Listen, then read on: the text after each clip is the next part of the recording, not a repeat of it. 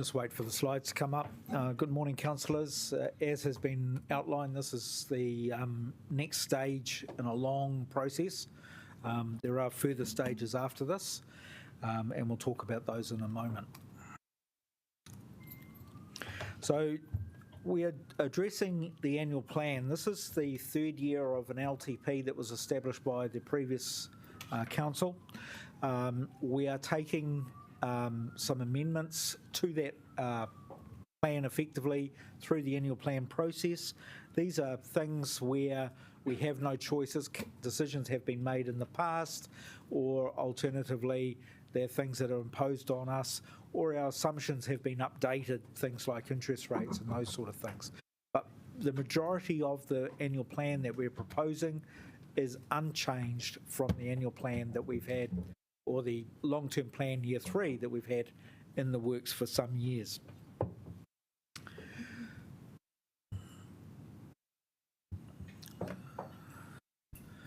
So the budget position is challenging. We're continuing the investment that was signalled in the LTP. We've addressed the COVID costs, the additional COVID costs. We've addressed cost pressures such as forecast inflation, interest rate changes, including the OCR, and even now those are still moving. We've addressed the increase in valuation of our infrastructure assets that went up quite substantially in June 2022, and the depreciation and insurance costs that are built in to 23-24 as a result. We took the approach that we would continue to invest in the city, and a number of projects were signalled in the LTP. Those are continuing. A few have been phased, and that work was done in December, and that was simply around the process of what was possible and what resources were available at the time. That rephasing was all discussed at that time and has been built into this budget based on that rephased work.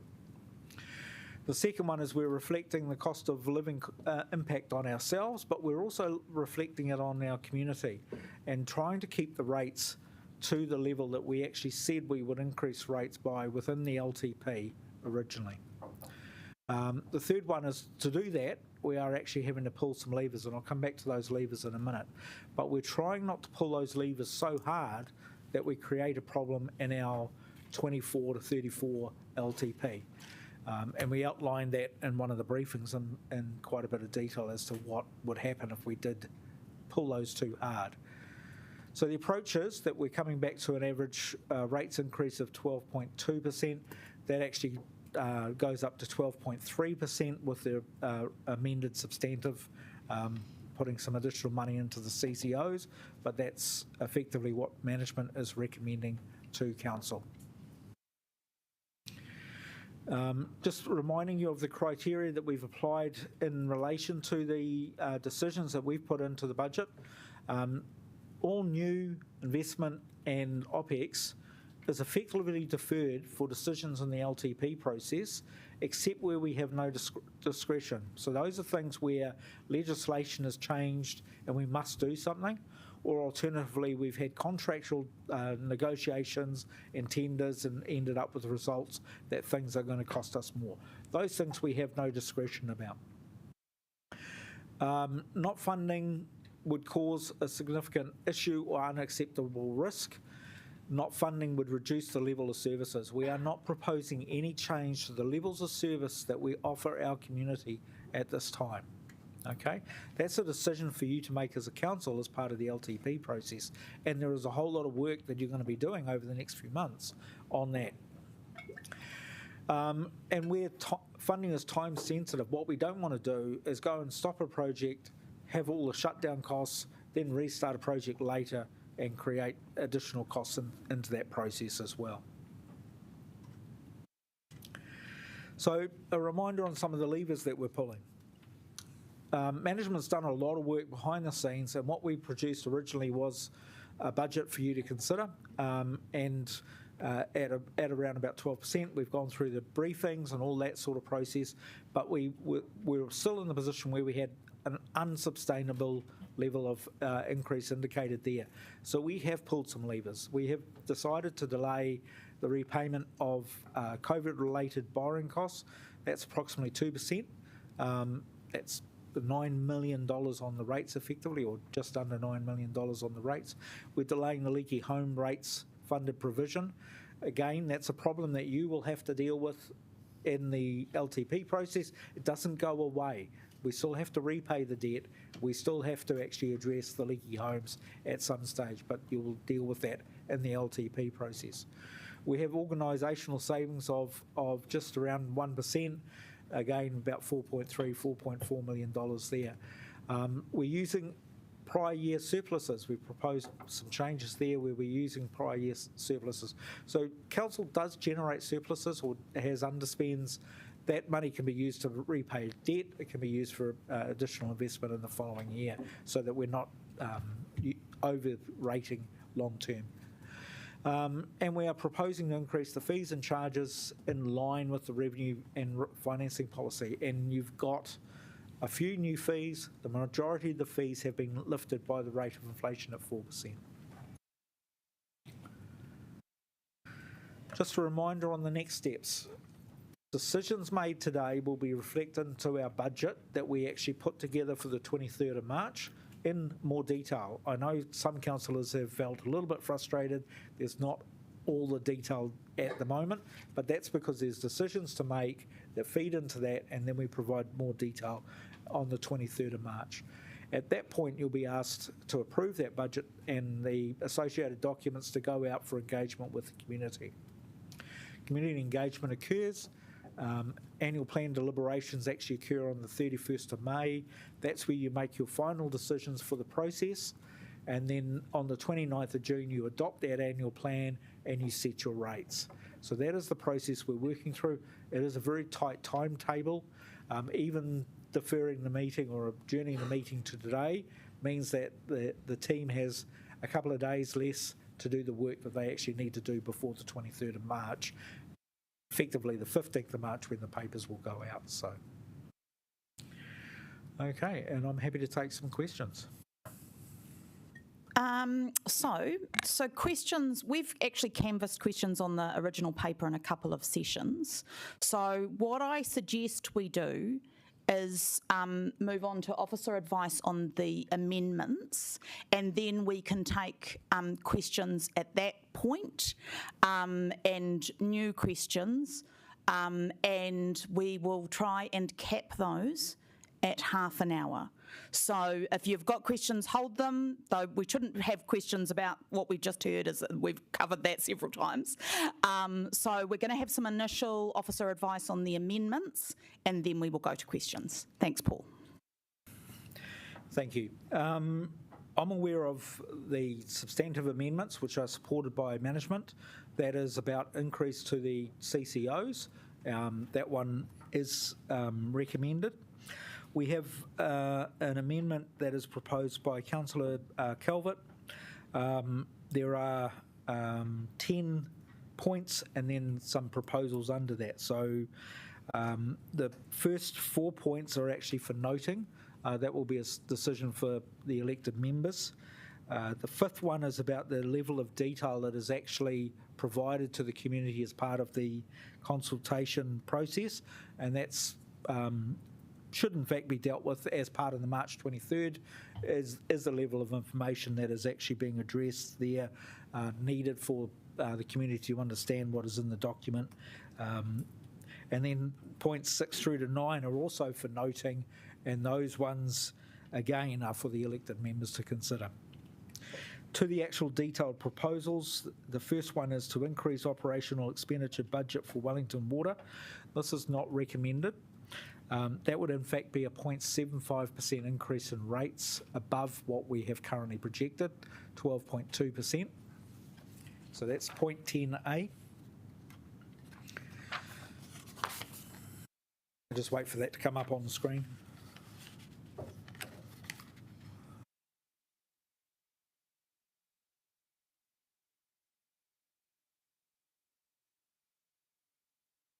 Okay, it might not be coming up on the screen. We'll keep working on that. Keep going, Paul.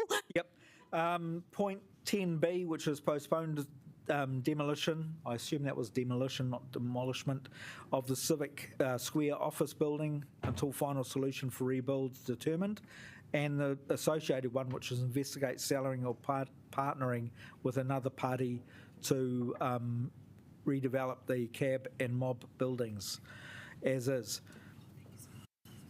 So those two are related. Postponement is effectively not going to save much in the way of rates. It is debt funded. It is part of an overall process that was actually part of consultation in the LTP previously. The key point from point C is that if the decision was to actually do something different than what is currently proposed, then that could be one of the options that was actually canvassed with the community previously in the LTP process, and if that was the case, it could trigger an LTP amendment. So we just need to be cautious about where we arrive at with that one. Review expenditure on the implementation of the bike path. That doesn't have enough detail for us to actually make a change to the budget at this stage until that review of expenditure is completed. If there is a result of that, we would make that change at the 31st of May. Identify the costs around the CO2 emissions. This is quite a complex piece of accounting. The emissions that we sequestered from the town belt are actually vested capital assets. They don't affect rates at all. They come into the process there. And then when the carbon credits are actually utilised, that is actually an expense within our accounts, and that's treated, or it's used within the waste area. Any other carbon credits we may be using across the rest of the business would be treated the same. So that one is not recommended. Place on hold the Environment and Accessibility Fund, as was noted at the question and answers yesterday. There is a level of commitment here, and F and G are actually related, because F, the increase there, is actually related to that accessibility funding. Configure on-street parking fees to achieve targeted 70%. This one here we've given some advice on previously. The recommendation is not to do this at this stage. We have to set a fee effectively today so that we can work our way through that process. But as part of the LTP, we should be looking at all of these fees and what might be able to happen.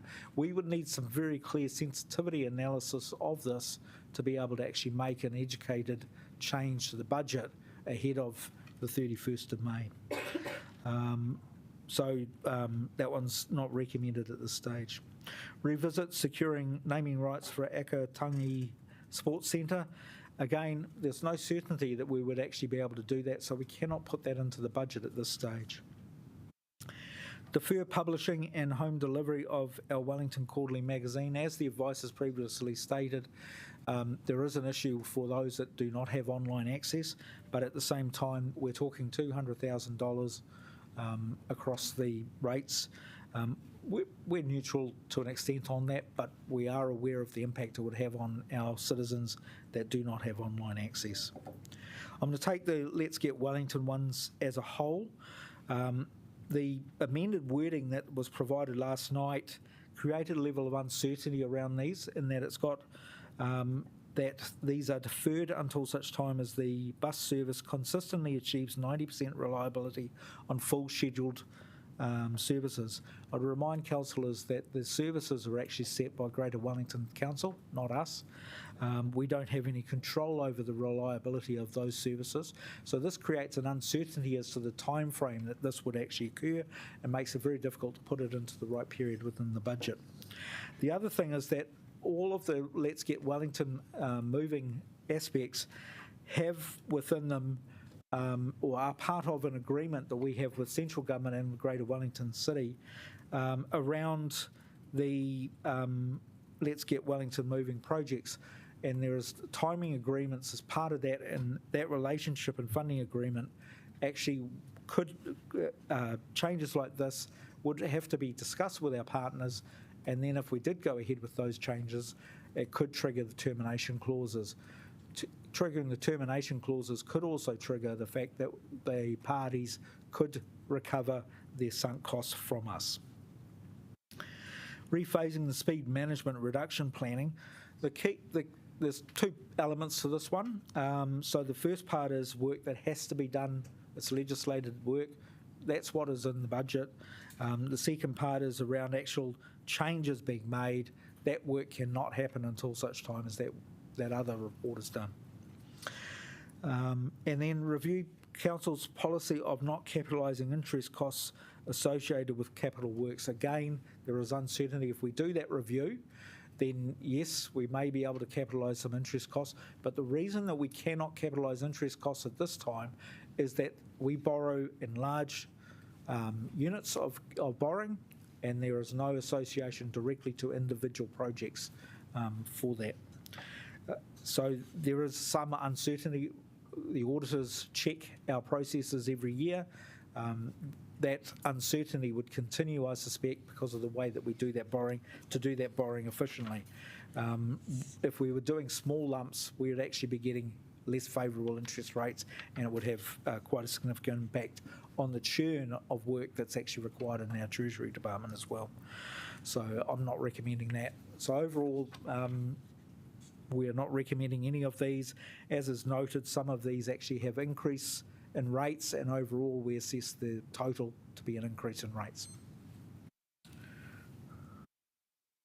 Stephen's just got another point to add to that advice. Thank you, and Morena, councillors. Just really wanted to clarify under 10C, which was investigate selling or partnering. It was actually an option D, I think it was, in the community engagement part of the LTP, and so therefore that option wasn't actually supported. The current state approach isn't in fact the result of that consultation, so to kind of open up that again, we feel that would be an LTP issue. Thank you. I'm now going to open it up for questions. Your questions should be related to the amendments, because we have had very many, as I've outlined previously, opportunities. Point of order. Yes? So, early on... What is the point of order? Point of order is... Members must write. Thank you, councillor. No, earlier on you ruled that the questions about the annual plan were to be taken with the questions about the amendments, and now you are ruling that only questions about the amendments can be put. I did say we should focus our questions on the amendments, and that is still my preference. Let's take questions about the amendments first, and if we have any time in the remaining half an hour, but as I say, we have had numerous opportunities to ask questions, both in sessions and in writing. Point of order.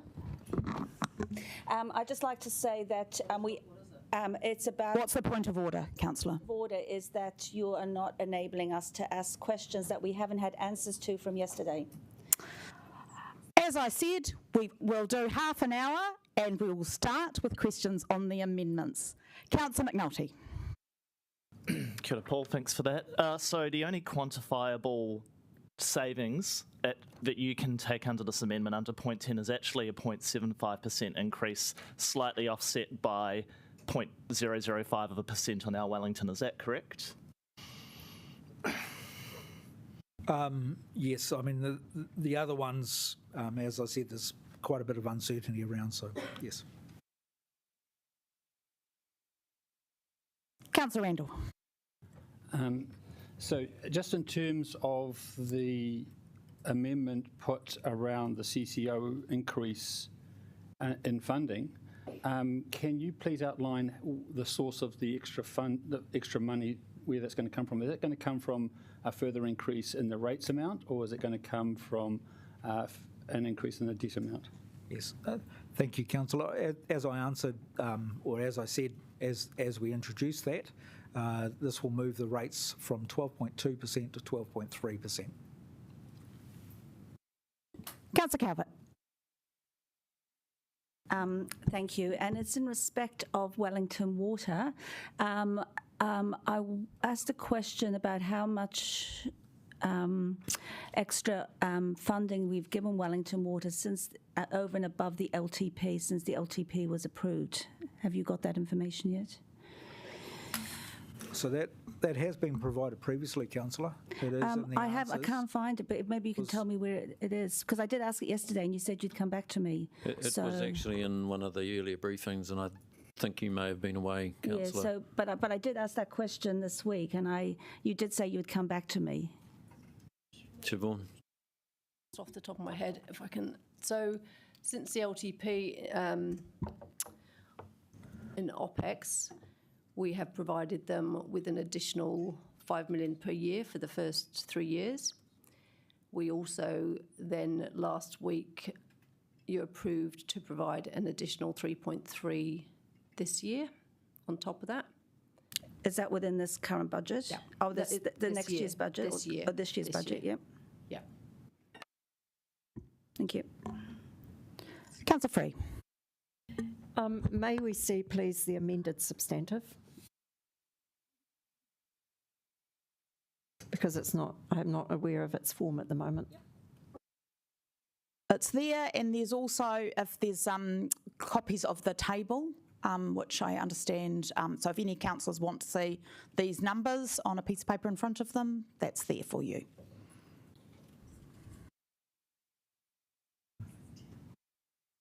Thank you. Councillor Randall. Yes, thank you. In terms of funding, most of the funding is from rates, but there are some operating items that are also being funded from debt. Can you please tell me the amounts of OPEX items that are being funded from increasing our debt, and what is the total amount, OPEX and CAPEX, that the next plan will increase our debt by?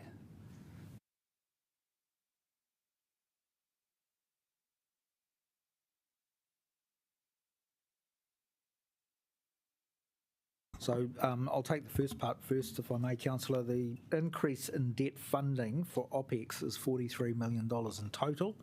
That includes Let's Get Wellington Moving, $23 million, the Shelley Bay Grant, $3.75 million, WIAL dividend, $3.2 million, MOB and CAB buildings demolition, $9.3 million, the environmental fund at 1.6 million, and stadium grant at 2.3.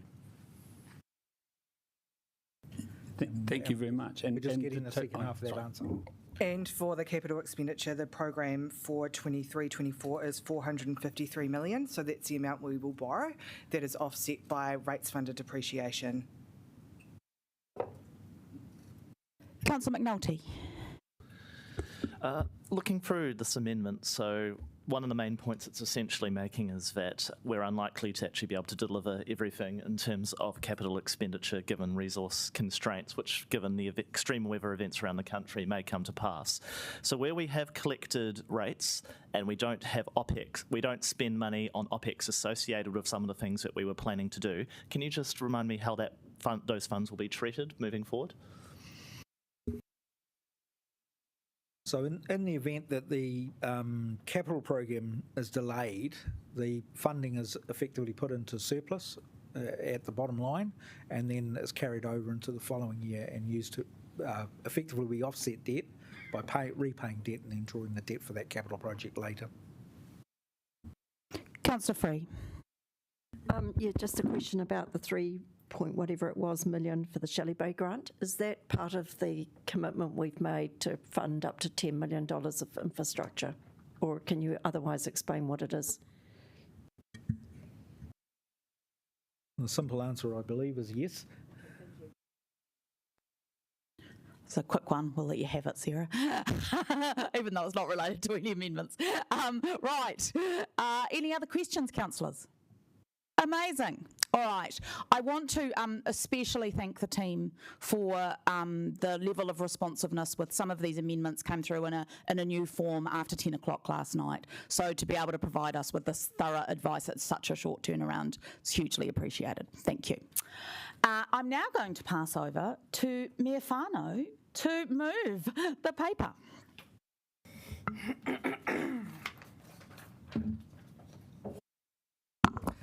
Tēnā koutou katoa, kia ora councillors. It is my pleasure to introduce the draft annual plan, and it comes at a time when the future is a bit cloudy, but it's our job to show leadership as we head towards clearer skies. I know things are tough at the moment with the cost of living, climate impacts and the world economy, but we must invest to build a resilient city of the future. This includes having a healthy climate, more affordable housing, and a vibrant city for everyone. This can only be done if we crack on with work to transform our city, and we must do it now.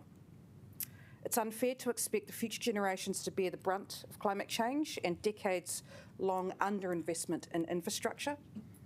And I want to acknowledge councillors for all their input and to those who did want to find savings. I know that your position comes because you care about your communities. And I know there's lots of talk in the community about rates. As city leaders, we should keep in mind that rates are a consequence of what we do for the city and no more. And what we do is defined by the decisions that we make on behalf of our communities. Rates don't exist in a vacuum. However, I must also stick to my own promises, which are based on caring for communities through investing in the climate, housing, infrastructure, and our community. This budget achieves that. I also have faith in our democratic and consultation process. It is now our community's turn to give us feedback and share their views, and I'll be listening hard to what they have to say. I know we all will be. Finally, there may well be robust discussions today. That is appropriate. It is a political environment. All I ask is that we show due respect to one another as we debate and make decisions. We all deserve that. Nō reira, tēnā koutou, tēnā koutou, tēnā koutou katoa. Kia ora me whānau. I'm going to second the paper and I will reserve my right to speak. So then I suggest our next move is we go directly to the amendments as put by Councillor Calvert. Councillor Calvert, do you have a seconder for your amendments? Councillor Randall? So I do want to note, and if we could scroll up, I want to see the ones around the demolition of cab and mob. Feel free to correct the spelling mistake. Yeah, demolishment. Nicola, wordsmithing. All right, so I am going to rule point C, investigating, selling and or partnering with another party to redevelop the cab and mob building site as is, as out of order because it's an LTP amendment. It has been consulted on and this option has been canvassed with the community as a result of the last LTP. And if we wish to continue this, we would defer this conversation to the next LTP. So I'm going to rule that one out and then leave it to Councillor Calvert to move the rest and speak to her amendments. I have the timer on for 3 minutes. I would appreciate councillors to try and stay within that 3 minutes. Thank you. Thank you. But as I'm moving quite a few amendments, I would appreciate a little bit of discretion in terms of the 3 minutes.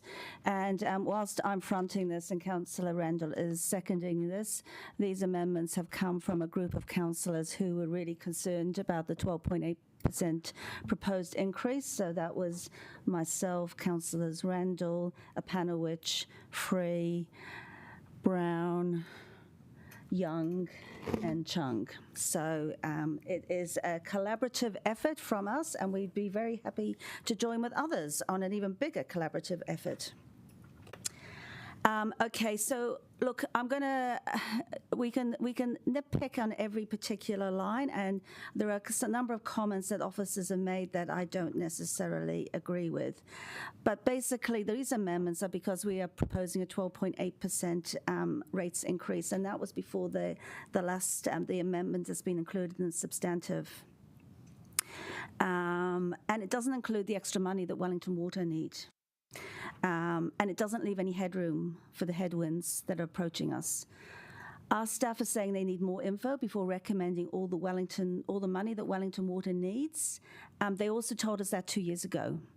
And we didn't give them the extra money, but since then we have been giving them extra money. They came and asked us for an extra $100 million OPEX over 10 years. We said no, we'll give that $100 million to accelerate the cycleway program. Fair enough. But since then, we've had to put more money into our water. And we're still doing it, but we're still not acknowledging it. And officers even told us a couple of years ago, we can't do all this stuff. We're not sure about the resource constraints and all of that. And what's happened? December 2021, December 2022, we've had to rephase. We just need to deal with reality.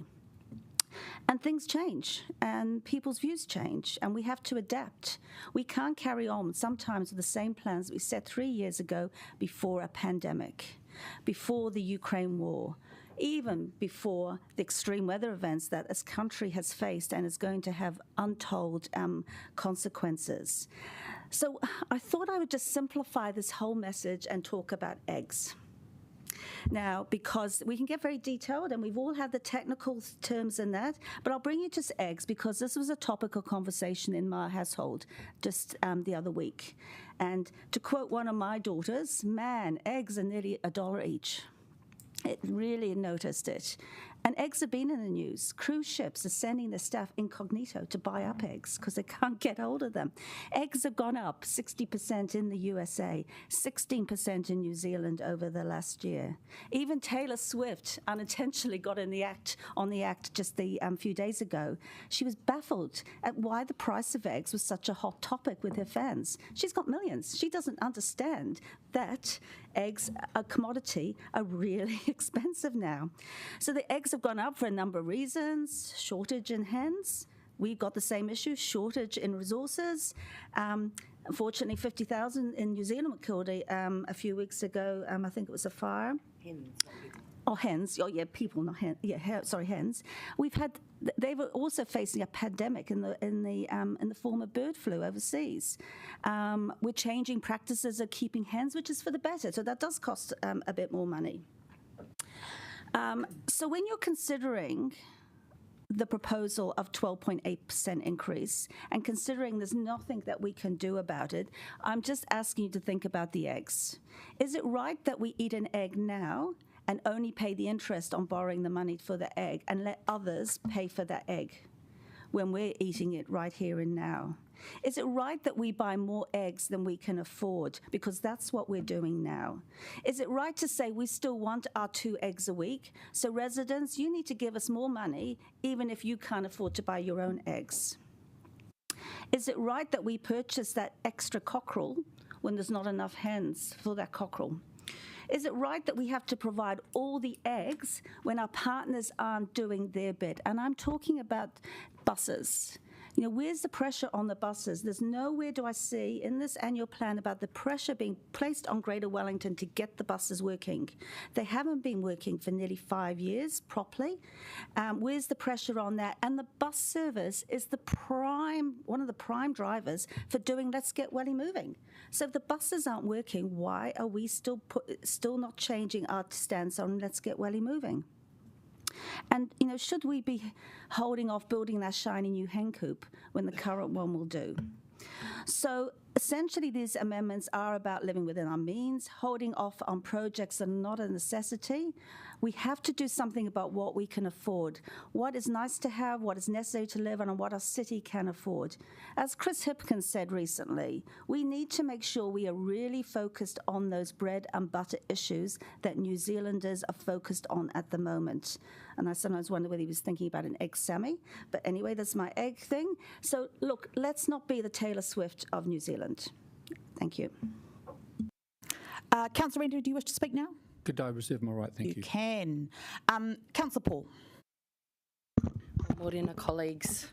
Unlike my colleague, I don't have any analogies for us this morning because I want us to be very clear about what this alternative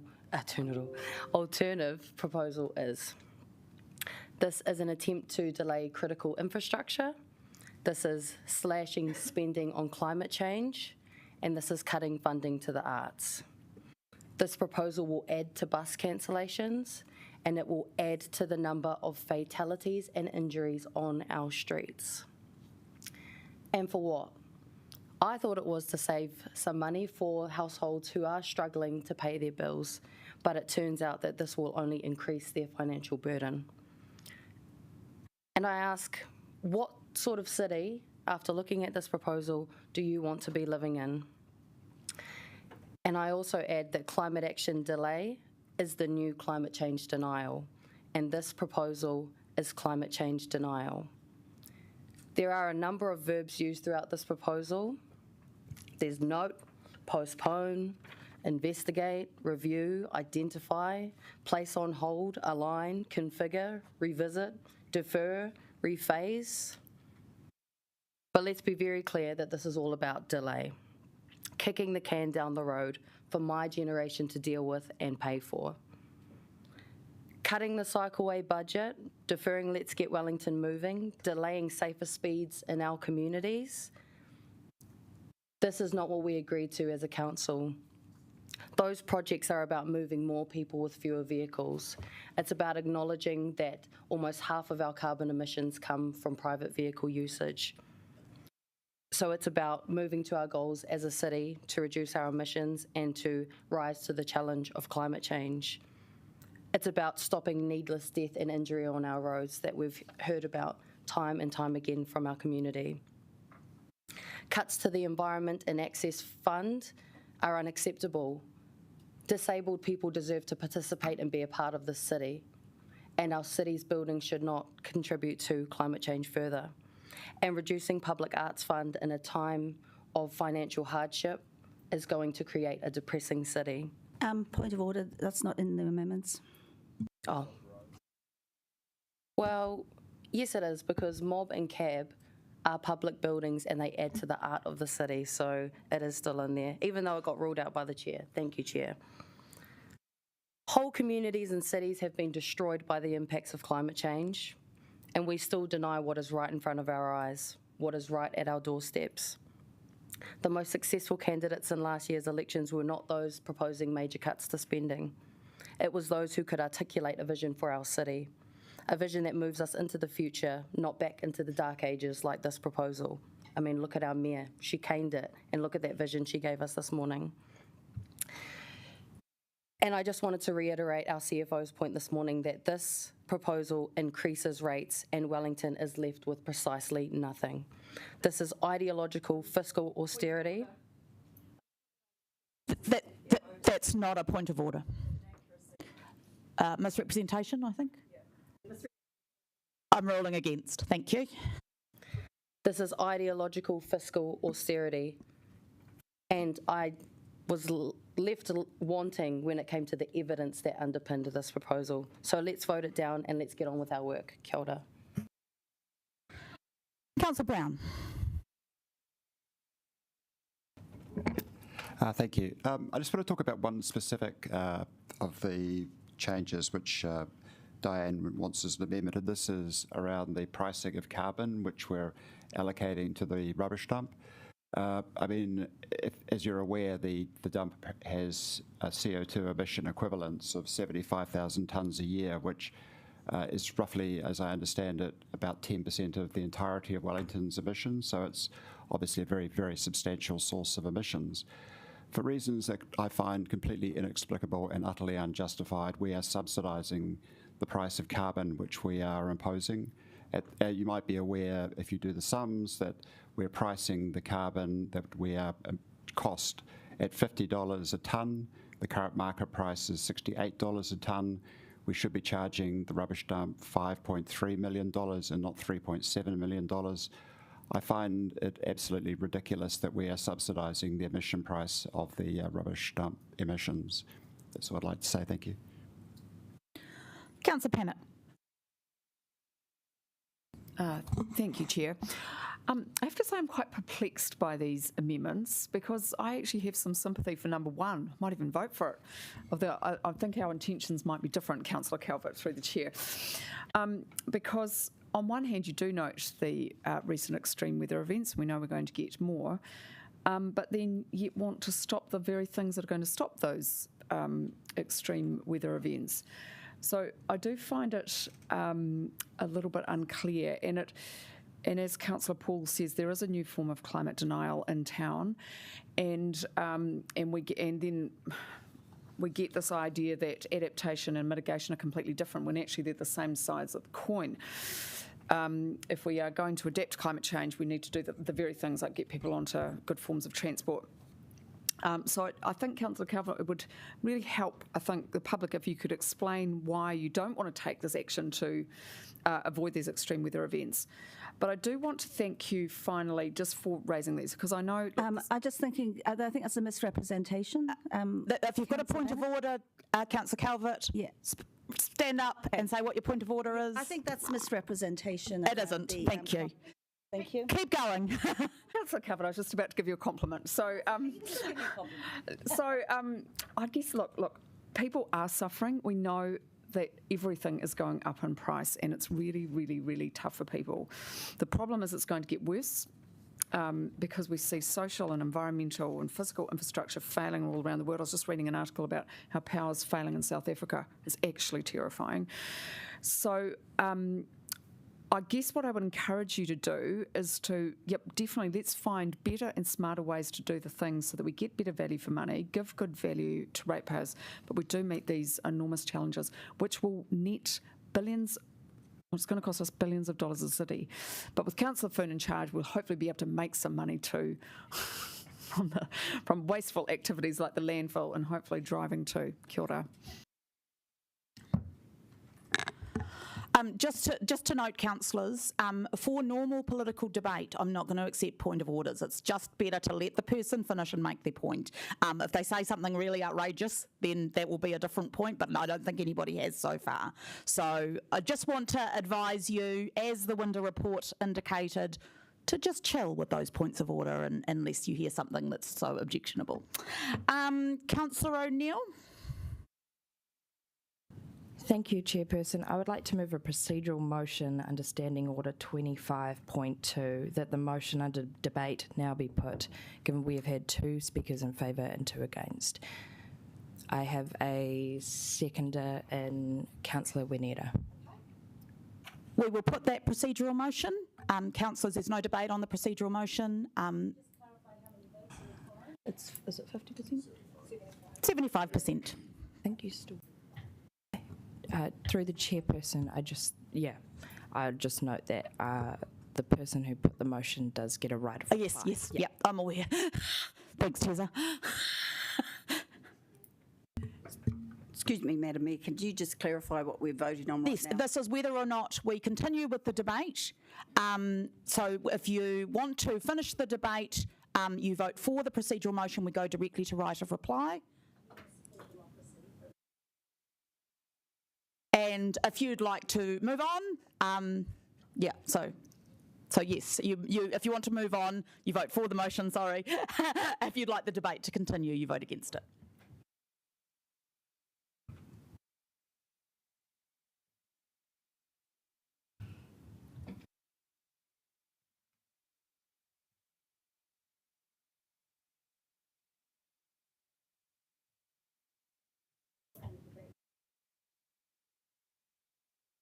Hold on.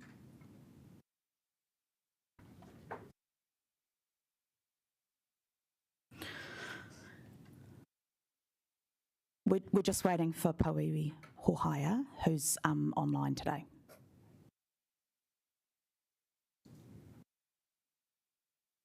That is lost. Just doing quick maths. All right, we'll move on with speaking. Councillor Free. Thank you. Look, I really appreciate the effort that's been made by some of the councillors to find some savings, because I do think there is what I'm hearing from my community is a high level of concern about the future ramifications of the debt and the rates. Now, I know that we've sort of signalled this level of rates in the LTP, but for me, it is about also signalling that some things might have changed. So the country is facing unprecedented levels of repair work. We have signals of higher taxes. We know there's a cost of living and affordability issues looming. There's a lot of human suffering in our country at the moment, and I do want to look for some ways to reduce the financial burden on our ratepayers, and also to make sure we're really getting value for money. So while I might not be supporting every single thing on this list, I've looked at it really, really carefully, and I will be supporting some of it. And I thank councillors for actually going to the efforts to try and find some solutions. And I think it's important the public knows that we've done that. Everyone, we will be hearing from the public. I hope that the message about the ways in which that they can have a say is going to be made extremely clear. And I think it's useful for them to know the kinds of things we've considered. They might have a lot of their own ideas, but I think for them to have a little bit of an idea of the things that we've considered is useful as well. I don't agree that what the CFO said, that these amount to a rates increase, not a rates decrease. What I heard him say was that as far as it could be quantified, he could see more increases than decreases, but there's some items in here that, although they haven't been quantified yet, will certainly decrease the rates. I'm also concerned about deliverability, and I have been all along for the last 3 years concerned that we set ourselves some very ambitious targets, and I know why we did that. But it's not enough to set targets. You've got to have a lot of confidence that you can actually deliver on that, or all you end up doing is revising your budgets and confusing things. So I'm certainly going to be supporting some of these things. I actually urge my colleagues to have a really good look through the list and see if there are some things they think are worth supporting. I know these won't get through. I know there aren't the numbers to make this happen, but I think that there's some good ideas here. Councillor Young. Oh, thank you. So first of all, I'd just like to thank my fellow independents for spending their weekends trawling through Excel spreadsheets, which, as we all know, is a great way to spend a weekend. We know the numbers are against us, but it's really important, I think, that people know that there is a considerable block, but not a majority, of councillors who are desperately concerned about the rising cost of living that we are imposing on our city. So to all those Wellingtonians who have expressed huge concern about the increase in rates, we tried. I do feel this is a little bit like Nero fiddling while Rome was burning. You know, we have New Zealand in the grip of some really horrific catastrophes further north. And while the rest of New Zealand retrenches in the face of this natural disaster and a rocketing cost of living, ignoring the capability constraints that our new Labour Prime Minister refers to as a guiding force, and the government scaling back its projects, we're ignoring it because that's not the Wellington way. Instead, we're piling on debt for the future, and debt is not our friend. I know we're cursed by the previous LTP, which I voted against, and I'd just like to say that I think you'll find that there's increased interest in this year's LTP because we are going to make Wellington unaffordable. So I will be... I know we have to go out to consultation. I just hope that people do respond. I hope all the people who've emailed me, rung me, talked to me in the street, and sometimes slightly irritated me, will actually make a submission so that we make sure we have the Wellington we want, which is a Wellington that people can afford to live in, where they can afford to go out to the arts events that we want to have in the city. I'm disappointed, but that's the reality of democracy. We don't have the numbers. I will pass on to Chippy that, you know, as well as his kind of lift in the polls, he's getting support from unusual quarters in Wellington City Council. All right. Councillor Randall. Yes, thank you. The annual plan's really a time when we get to reassess the conditions and check whether the conditions have changed substantively from what the long-term plan assumed they would be in our third year. I think it's clear that the conditions have changed a lot. We've had literally disasters, you know. We've had ongoing bus service failures, you know, where the Regional Council 3 years ago promised to have the buses fixed, to provide the key alternative mode for people not to take cars, and yet we now face another year coming into a fifth year where the buses are not there for people to not take their car. I think I've supported and worked through the detail. I'm the guy who did the spreadsheet. I've been through the whole thing. I first of all want to give credit to the officers. I can see that they've worked really hard both to get the right mix to preserve the key services, to make sure that contractors are paid, even though the costs of those contractors providing the services to us have increased substantively. And they've worked, they've even made some cuts in certain areas that I'm concerned about. I'd particularly note the cut in the service centre and also in archives. You know, the old backroom people have taken a hit. And I actually am against those things, but I accept that they are needed because the officers have recommended it and that they can maintain the services. I still think, though, we are in trouble financially. And you can just see in terms of, it's not just the rates increase, it's the increase in debt. We have $43 million of operating that we're putting on the credit card. I mean, Councillor Paul talked about kicking the can down the road. The can I'm concerned about us kicking down the road is paying our way. We are kicking $43 million down for the next generation to pay because we are not willing to do it. So that's why I thought getting together and making at least some moderate cuts, not heavy cuts, but moderate cuts in some areas would at least send a signal that we are listening to the pain that's out there. Everyone else is having to adjust. And I think even though people who are passionate about climate change, who are passionate about cycleways, I would have hoped that they would have moderated and given way on something. But it seems that these are the top priorities for a majority of councillors. And I just can't accept that in this time. So I really think that, you know, going ahead and with the Golden Mile and other things, removing car parking when people literally can't get on a bus and not take their car is simply crazy. In the end, this is about priorities. This annual plan is a time for us to reassess our priorities and reaffirm our priorities. And in voting against these modest changes, or at least putting them on the table, because we're not even accepting them, we're just putting them, asking them to be put to the public. That's all we're asking. But they can't even be put to the public, which I think is really weird that we're not going to move, because I think we've got to change our priorities in line with how the whole city has changed. So I ask you to support this motion because that's the reason why this has been put forward. Thank you. I have now had 3 speakers in favour of these amendments, so unless there is a speaker who wishes to speak against them, I will now start putting the votes. Right of reply, Councillor Calvert.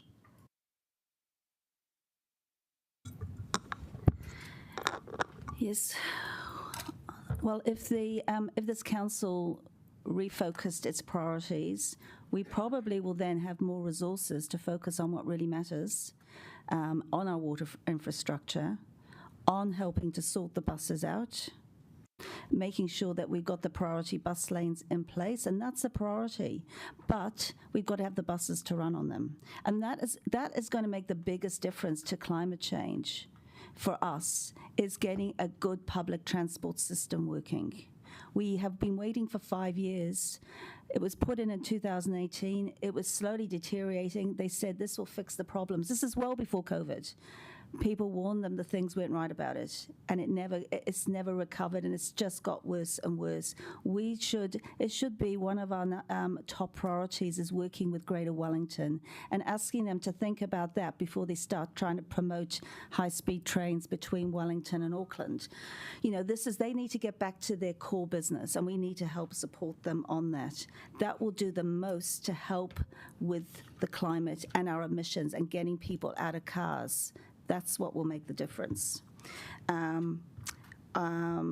Deferring mob and cab demolishment. Well, actually, I think it would support our arts, Councillor Paul, because we've got a lovely mural around the cab building. So we just leave that there. At least we've got a lovely mural. We've consented, by the way. I don't know. I'm not going there. But, look, what are you going to do? Pull it down. We've got $9 million that we say we're going to have to borrow to do it, even though we've got the money from the insurance that we put off on other things. We're going to pull it down. We think for $9 million. We know it's going to cost a lot more because trying to get somebody out there. And then what are we going to do with the space? Are we just going to grass it over? Well, that's going to cost money. That's going to cost at least a few more $1 million. In the meantime, until we decide what's going to happen. So we've got to do something with it. So thinking it's only going to cost $9.1 million that we're getting other people to fund is not going to, is not helping the situation.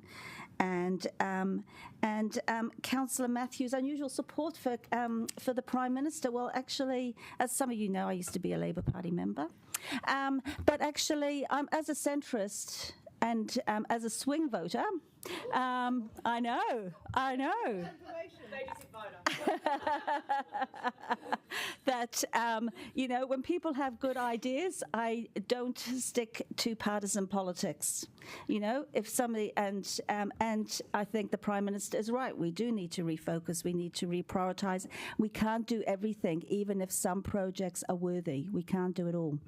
So look, as my colleague, Councillor Randall, articulately put it, look, we want to get these on the table. We want people to be able to have a say, but in a way that there's one source of the truth. So, asking officers to help support the information that we want to get out there to make sure that, we talked about, there's a reference to the parking revenue. Oh, well, we'd lose even more money. Well, no, we wouldn't, because they're basing some of that information back on revenue earned during during COVID. Things have changed. Our hospitality's on its knees. Our retail is really struggling in the central city. We need to do what we can to help them. And we need to make sure that we think about them as much as any plans for the future, because we need them to survive, because they're the ones who are going to be paying the rates to fund the stuff in the future. So I look forward to as much support as possible. Thank you.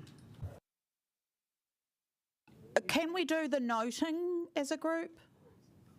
Is there anybody objects who does those noting as a group? All right, we will put all of those noting amendments.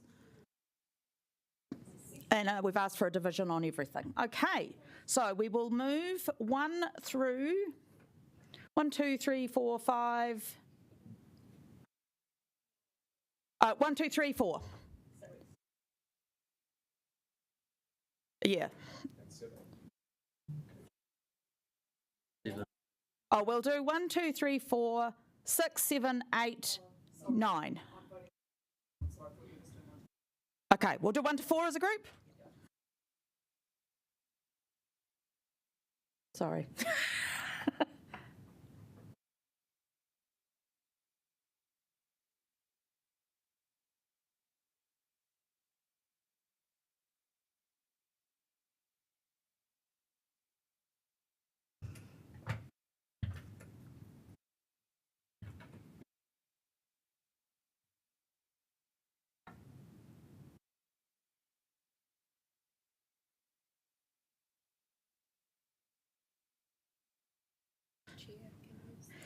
Yep, I'm casting against. So that is lost. All right, then 5, 6, 7, 8. Okay, which one do you, so? Okay, we'll do 5.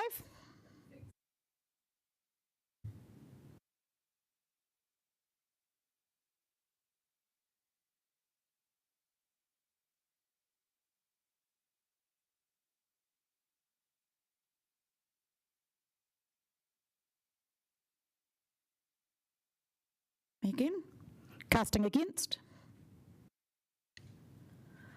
6, 7, 8, 9 as a group.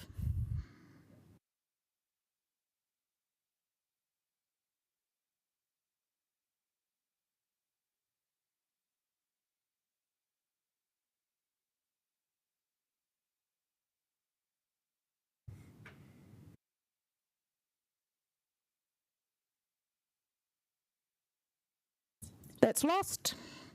We will now do these bullet points individually. I'm assuming that's what people want. Okay. Or are there any that people want separately? I have ruled out C. Okay.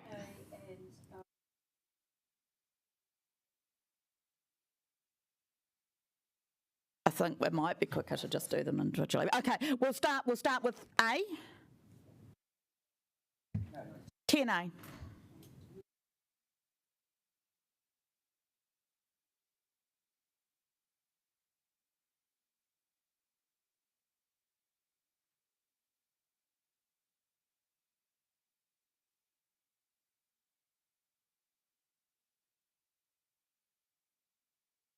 That's lost. 10B.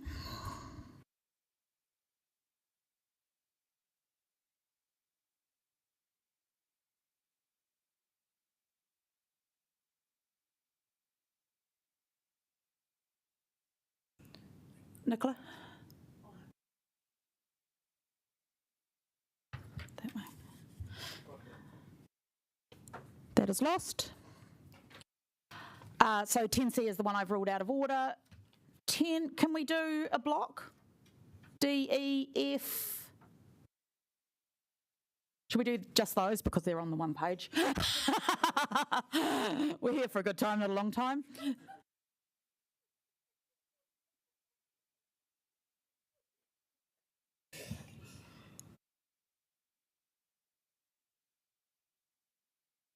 Okay, so you want to take them all separately. Okay, D, there's a division for everything.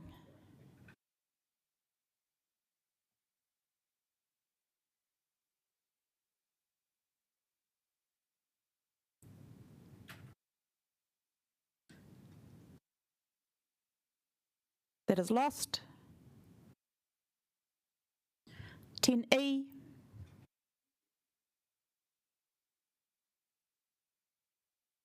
Oh my God, we're going to get out.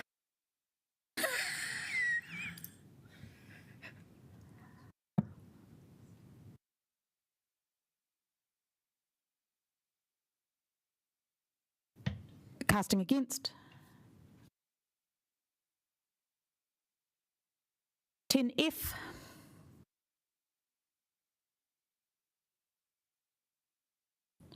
On 10E, did I vote yes?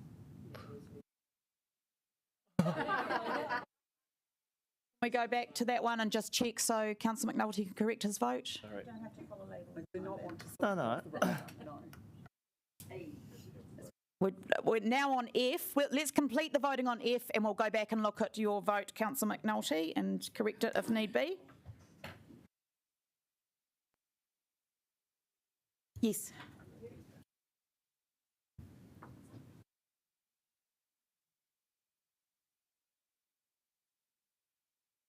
That is lost. We'll just check that one, 10E, Councillor McNulty. Thank you. You want to correct your vote to vote against? Yeah, there's more information I wanted on that. Thank you. E. Oh, let's do E again. Let's go back in time and do 10E.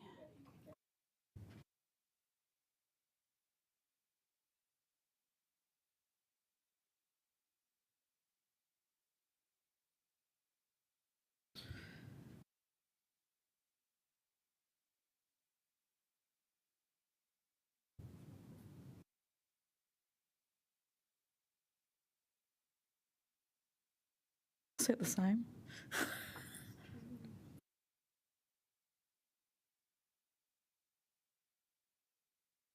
Casting against. All right, now we're on to G. So can we take some of these as a group? Is there any objection? K, I think you said. Well, okay, let's go. Let's do G, H, I, and J. Let's do G. Well, that's what I said to start with, but you...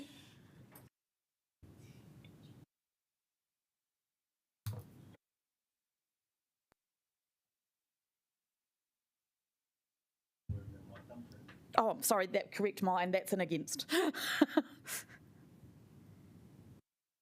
That was too much fun being had at that moment. Then I voted the wrong way.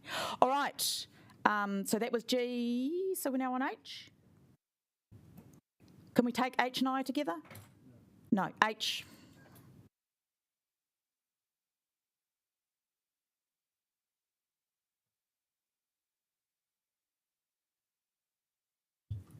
That's lost. I.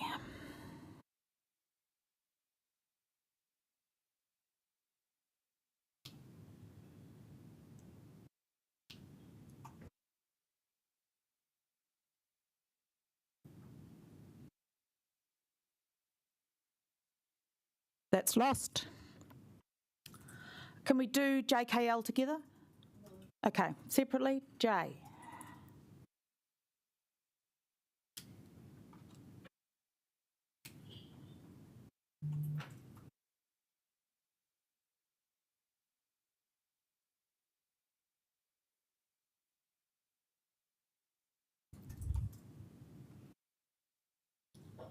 Sarah, have you?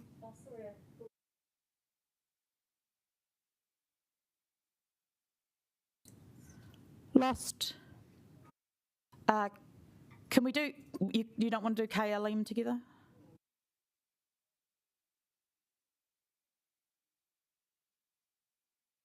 Yes, there wasn't a casting vote in the last one, so I've declared I'm doing a casting every time I have. Thank you, Councillor.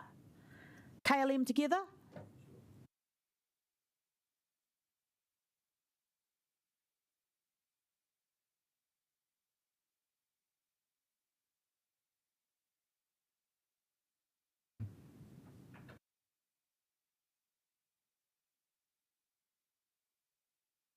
Lost.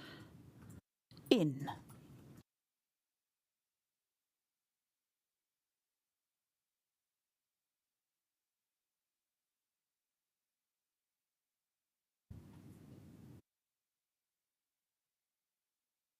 Tori.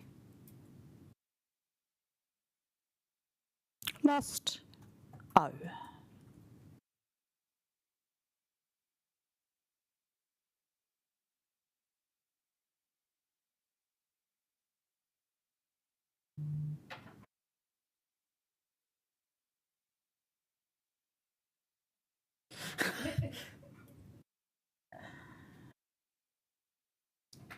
Lost.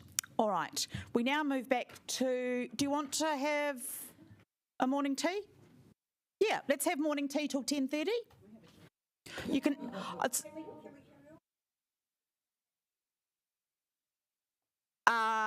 okay. All right, you've convinced me. We now revert back to the substantive. Does anybody wish to speak? Councillor Pennant. We'll put the timer on. Yeah, I don't want 3 minutes even. Look, just like to say thank you to staff and councillors for all their work on it. I know it's a horrendous amount of work, so thank you. Look, I actually voted in favour of Councillor Calvert's one because we've got a big challenge ahead of us, and I guess this is the difficult thing about this budget, is this was not the place to do the big transitional shifts. We did some of that last year, but the next year's budget is really where we have to take climate change even more seriously.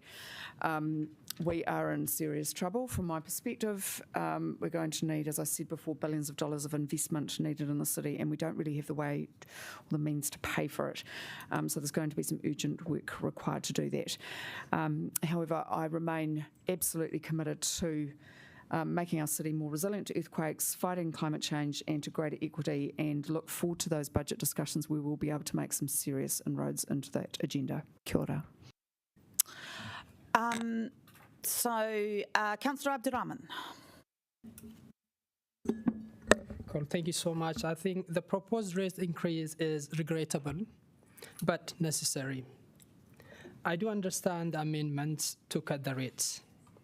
Residents will not thank us for cutting costs at the expense of our city. We need to back Wellington and more sure that we commit to maintaining and upgrading important infrastructures. Cutting costs for places like the zoo will come with a big cost, like maybe even losing employees. So I do support this, definitely. Thank you. Councillor Free. Thank you for everybody's work. I appreciate that we all think slightly differently. I accept that the changes we proposed haven't been put back by a majority. But I think what this exercise has shown me is that there is value actually sometimes in getting more information about things, really interrogating the spends.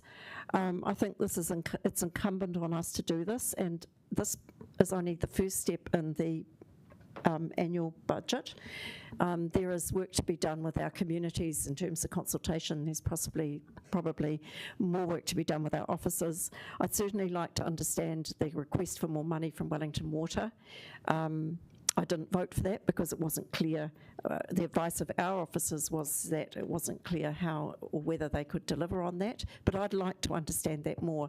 And I think the work that Councillor Randall did to actually look at some of the variations from what was proposed in the LTP versus what's been brought to us actually highlighted to me the staff have done a huge amount of work behind the scenes which we weren't actually aware of, and it's useful to be aware of that. So I'm a little bit disappointed, in fact, that people didn't support by majority. I think you put a casting vote on it, Chair. The whole matters in Section 5, which did ask for some of that information to be made more transparent to the public. Because what I saw was things like our street cleaning budget's actually gone up a bit, which I'm really pleased about, because I've noticed the weeds around the city and some of the ways in which the city actually needs to be cared for on a day-to-day basis. And I've seen that some of those budgets have actually increased. I think it's really useful for us to have gone through this process of trying to dig in deeper into the spending and understand what we're spending on, because for me it wasn't so much about the rates. That is a concern, but it is definitely about making sure that we're confident we're getting value for money for our ratepayers, and that has to be now in light of the stresses and strains that our whole country is going to go through and that our city is going through. I don't want to slow progress on the really important things. We need to save our money for the really big, important things that will make a huge difference to our city. But we also need to make sure we're spending on the minor things in a way that keeps our city cared for in the meantime as well. So I think it's been a useful exercise, not one that resulted in any changes, but useful nevertheless. Before we go to the right of reply, unless there's any other further, Councillor Calvert. Thank you. And yeah, once again, thank you to the officers. We've had to, in the last 10 days since the papers came out, I think everyone spent a lot of time looking at the detail, and thank you to officers providing even more detail. It does highlight that, we do need the detail in a format that not only we can digest, but others can digest as well. And the public in particular are going to be interested. So like you, Councillor Free, I was disappointed to see it lost on a casting vote, that more information being provided, which is available anyway by officers. It's there. We just want it to be made public. Look, I'm not going to support the amended substantive with the amendment by Councillor Foon. I understand the sentiments. I would have supported it if they'd come with equal savings somewhere else. But really, we have got to walk the talk, and even as a 1% is actually putting that up. So we really, if we're trying to find some savings, fine. But I really can't support something that's adding extra onto the rates. But I understand the sentiment behind it, and in fact, in some respects, it was good to see a little bit of shaved off the Wellington NZ budget, because some of us had wanted to do that anyway. So look, but I will be supporting the rest except for the amended, the new recommendation that was put in. Thank you. Councillors, I just want to check in with you. I now have a speaking order that has 3 councillors' names on it, whether you still want to push ahead or if you would like to take a short break. Okay, you want to keep going? Councillor Chung. Thank you. At the beginning of our term, we had a meeting with the Ombudsman, the Chief Ombudsman, and he stated to us, he said, what our responsibilities as councillors are. The first thing he said was that we are totally responsible to our constituents only. We have to keep monitoring what they think and what they want. Over the last 2 months, I've been meeting with constituents. Yesterday, I had a meeting with over 35 constituents, and all of them, to a person, said that they're very, very concerned about where the council is going. So when we hear about we're listening to our constituents, I'm not actually finding that, and certainly in my ward. So whether it's completely different in other wards, I don't know. But this is what we must do. We must be listening to people, the people out in our streets and our houses who are hurting. They're finding it very, very difficult. I take on board Diane's analogy about the eggs, but these people really are hurting. They were telling me about what their grocery bills are. They're telling me about what their rent is, telling me about what the actual costs of even getting to work are. So I feel that I must look for further and further cuts in this budget. I think that we're not realistic if we just follow blindly the LTP that was voted in 2 years ago. Thank you. Pauiwi Kelly. Thank you, Madam Chair. I'll be brief, but I just wanted to say that thank you for the opportunity from both yourself, Madam Chair, and from our Mayor for allowing this process to be expanded a little. I believe it gave an opportunity for everyone to be heard, and I'm glad that the ruling was overturned so that we did give the opportunity for everyone to be heard. I think that's important, even if we might disagree with what's been said. I think that it just helps to know that you've been heard.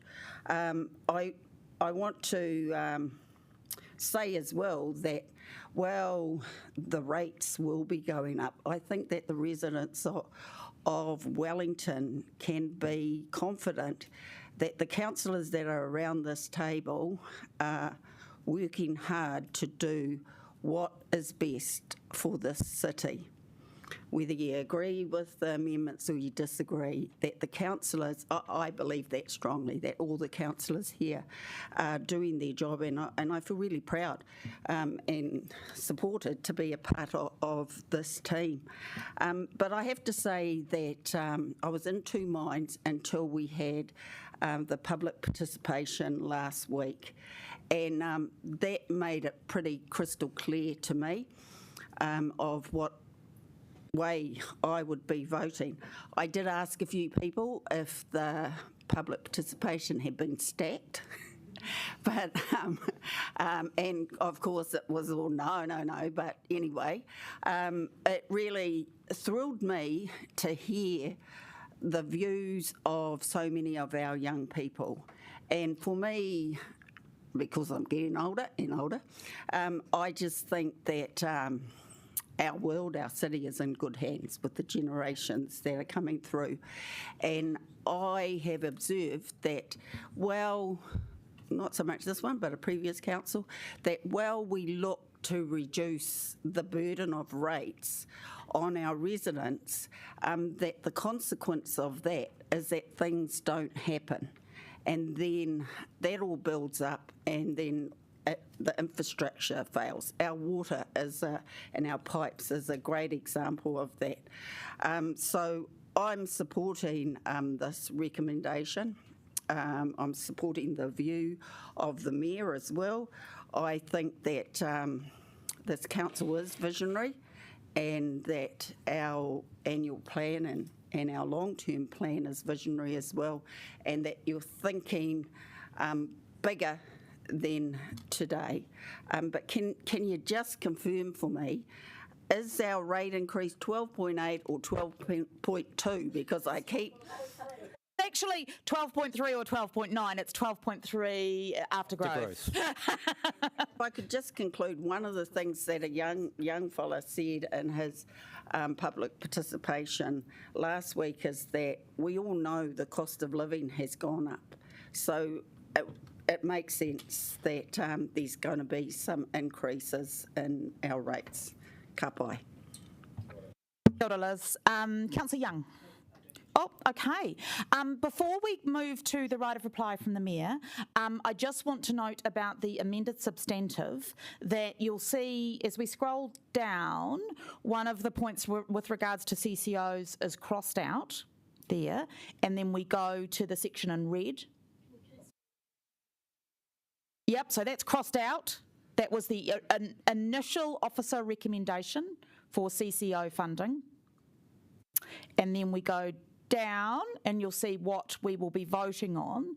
If anybody wishes to foreshadow, we can take that separately if people want to. And we also, if someone wishes to move a foreshadowed amendment to go revert back to the officer funding, we can do that. Yes, we can take it separately. Yes, Councillor Free? Sorry, can I just clarify that there was an officer recommendation for $1 million extra? That would have automatically put the rates up to 12.3. No. So that is the amended substantive, the section in red, which is the new funding, which is also officer supported. They've just gone and done a bit more refinement. It is a little bit more money, but it is a little bit less money for some. We've had multiple explanations of this. So if I haven't seen anybody who wishes to foreshadow an amendment, but we will take that separately. Can we just really clarify that? Because $1 million has been crossed out and looks to me like it's 342,000 has been added in.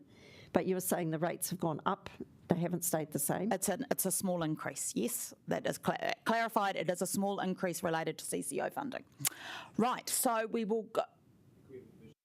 Yes, we will have a division, but first we will have a right of reply. Mayor Whānau. Kia ora koutou. I just want to thank everyone for their views. You've all been heard, and I do feel the passion from all of you. And I know that everyone around this table cares deeply about our community, but just has a different view in the way things are done. And that's okay. And we're running in a democratic process, which we are all respecting here. But as I said earlier, we must move forward with the annual plan and hear from our community in a legitimate way through our democratic process and consultation, and we will listen.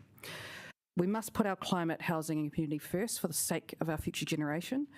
I've heard that we need to take recent disaster events into consideration, and this budget does that. It aims to lower our emissions and build resilience in the face of a disaster that will most certainly happen to our city. No doubt, in other parts, our partners will need to do their bit with water infrastructure and the buses, no doubt. But that doesn't mean we should hold back on progress ourselves. All councillors here will have the opportunity to determine our future priorities in the long-term plan, which will also follow a robust process. Thank you to our chair, our deputy, our officers, and of course all councillors for their input and hard work around this plan and proposed amendments. While many of us couldn't support your amendments this time, and I know you're disappointed, I am confident we can still move forward in a collaborative way of working that utilises everyone's priorities and their talents for the rest of the term. Kia ora. Kia ora, Mayor Whānau. So, can we just do the CCO separately and everything else together? Beautiful. Thank you so much, councillors. So, should we do the CCOs first and then do everything as a block? I'm still a bit confused, so can you just run through this slowly so I can see the crossed out one? So what was originally recommended by officers has been crossed out and replaced with the amendment. Oh, so we agreed to defer. That was agreeing to defer $1 million. Really want to move on. It's all right. I'm just trying to understand it. We're going to vote on the section around the CCOs. This is the refined officer recommendation, slight tiny increase on rates, a reallocation of funding to those CCOs most needed of funding, and a small decrease to where it could be sustained. All right, I will put 8A to the vote.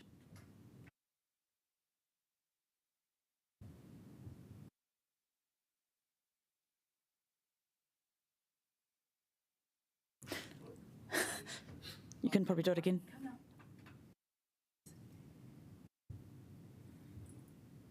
No. Okay, that is carried. And then I will move to the whole thing. The Big Lebowski.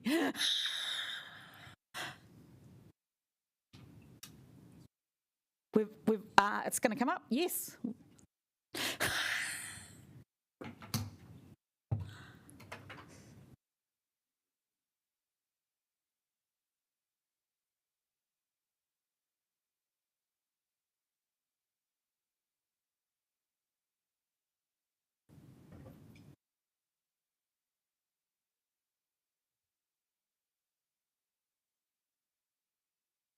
Oh, that is a beautiful thing. All right. Thank you, councillors. I will now. It would be great if someone could bring the karakia up on screen for me, just because the brain takes a little bit of time. Right.